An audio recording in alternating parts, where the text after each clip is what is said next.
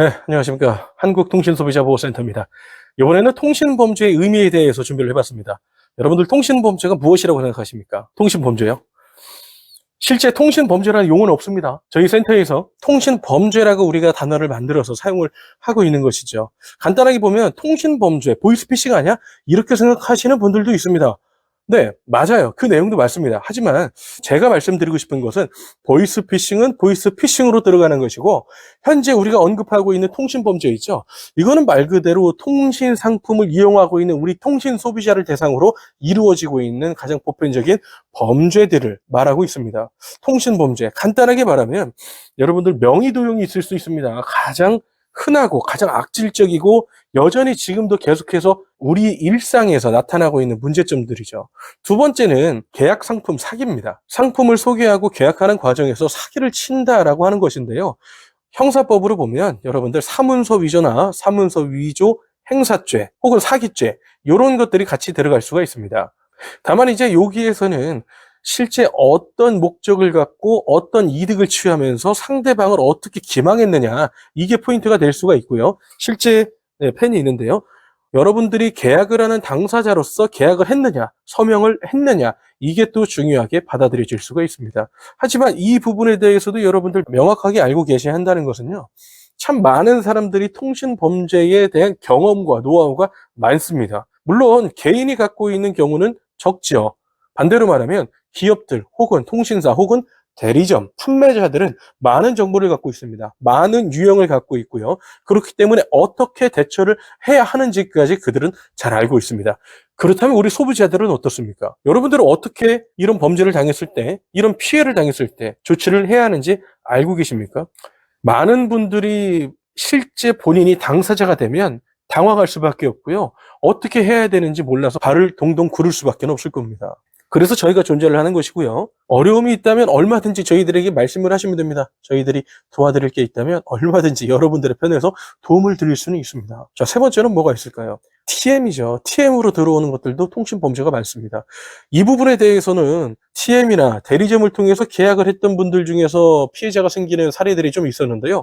무엇이냐면 앞뒤가 다른 내용이었다는 거죠. 네, 앞뒤가 달랐다. 저는 이제 이것도 통신범죄로 들어가야 된다라고 생각을 하고 있는 게, 설명을 할 때는요, 금액도 조금 나오고요, 지원금은 많습니다. 괜찮으세요? 동의해 주실 거죠? 자, 이제부터 녹음할 건데요. 빠르게 진행될 거예요. 네, 그냥 이제 네, 이렇게 해주시면 됩니다. 이제부터 녹음하겠습니다. 이렇게 얘기를 하고서 계약이 들어간다는 거죠. 아니면 오프라인 매장에서는 어떻습니까? 구두 설명과 실제 서류에 쓰는 설명이 다르다는 겁니다. 자, 만약에 이게 문제가 됐어요. 아니, 당신이 이렇게 얘기를 하지 않았습니까? 그래서 찾아갔어요. 찾아가서 계약서를 열어봅니다. 계약서를 열어보면 어떻게 되어 있습니까? 판매자가 말한 대로 적혀 있어요. 구매를 한 우리 소비자분들이 얘기했던 대로 계약서에 써 있는 게 아닙니다. 그렇게 되면 기업 입장에선, 그렇게 되면 통신사 입장에선 뭐라고 합니까? 이것 보세요. 판매자가 한 말이 맞지 않습니까? 이렇게 얘기를 한다는 것이죠. 이거 제가 그냥 짐작으로 하는 게 아닙니다. 인입되고 있는 많은 신고 건수들, 저희들이 파악을 하고 있고요. 실제 현장에서 판매를 하고 있는 분들과도 소통을 하고 있고, 당연하게 소비자분들하고 소통을 하고 있죠. 이런 내용들에서 다 나오고 있는 부분들입니다. 추가적으로 또 설명을 드리면, 휴대폰 공짜입니다. 이렇게 얘기하는 거 있지 않습니까? 자, 오늘 하시면 공짜예요. 이렇게 설명하는 것들. 자, 이런 것들. 과연 그렇게 공짜라고 설명을 하고 나서 실제 계약서를 봤더니 100만 원이 들어가 있어요. 이건 어떻게 해야 될까요? 저는 이런 것들도 모두가 똑같이 통신 범죄다라고 규정을 하고 있습니다. 그래서 이와 같은 문제가 실제 우리 생활에서는요, 굉장히 많은 분들이 이와 같은 경험을 하고 있어요. 이와 같은 피해를 겪고 있습니다. 그런데 저는요, 판매자분들께 당부를 드리고 싶은 거 먼저 말씀을 드려보면은, 여러분들한테는 어떤 실적이고 어떤 수입이 될 수 있겠죠. 하지만 누군가에게는요, 그 돈을 잃었다, 이런 내용이 아니고요, 진짜 어떤 치욕과 어떤 막 뭐라고 하죠? 상처, 이런 게 될 수 있습니다. 정말 그러면 이 어떤 외부적인 활동이나 그런 거를 끊는 분들도 가끔 계시고요. 물론 극단적인 경우까지는 가는 경우가 제가 경험하기로는 없는데, 네, 얼마든지 나타날 수 있습니다. 거기다가 여러분, 제가 지금까지 말씀드렸던 통신범죄 이런 유형들이 정말 문제가 되는 게 왜 그런지 아십니까? 이것만큼은 디지털 취약계층이라고 하죠. 어떤 정보가 좀 없고 나이가 좀 많거나 혹은 나이가 좀 너무 어리거나 경험이 없거나 잘 모르거나 아니면 상대방을 너무 신뢰하고 믿거나 그런 분들일 경우에 이와 같은 상황의 피해자가 될 확률이 높다라는 겁니다. 사회적인 약자를 갖다가 대상으로 하는 게 바로 통신범죄라는 것이죠. 정말 누구보다 확실하게 잘 알고 있고 내용에 대해서 허술하게 들어가지 않는 분들 있죠. 다 녹음해놓고 하신 분들 있죠. 만약에 문제되죠. 구두로 설명한 것과 실제 계약서의 내용이 다르다? 그분들은 스스로가 스스로를 지킵니다. 자, 이거 보세요. 녹음한 거 들려주죠. 그럼 어떻게 됩니까? 아, 맞네요. 죄송합니다. 이렇게 하고 그냥 끝납니다. 그러면 끝이에요, 그쪽은. 근데 그렇지 않는 경우는 어떻게 합니까? 증거 갖고 오세요 하잖아요. 증거 없으면 어떻게 됩니까? 우리 소비자들은 어떻게 할 겁니까? 누가 지켜줄 겁니까? 그래서 이와 같은 통신 범죄 여러분들 가볍게 여기시면 안 된다라는 거죠. 제가 청년들 강의를 해보면 이런 경험을 한 케이스가 정말 많습니다. 앞에 있는 판매자의 말만 듣는다는 거죠. 바라기는 그런 거는 좀 앞으로 없었으면 좋겠습니다. 네. 뭐가 됐건 여러분들 장난이 아니고요. 어떤 영업이 아니고요. 이거는 누군가에 있어서 정말 진지하고 문제가 되는 심각한 일입니다. 저는 보이스피싱보다 이런 통신범죄들 훨씬 더 조심해야 되고 이와 같은 통신범죄로부터 나타나서 피해를 본 분들의 피해 금액은요. 만약에 산출이 가능하다라고 한다면 제가 봤을 때는 보이스피싱 그 이상의 범죄, 그 이상의 문제가 될 수도 있다라고 저는 생각을 하고 있습니다. 그만큼 여러분들 통신범죄와 관련된 것들은요. 사실 정답은 없어요. 정답이라고 그나마 할 수 있는 것들은 법입니다. 법. 이 법을 가지고 기준으로 해야 한다는 것이고요.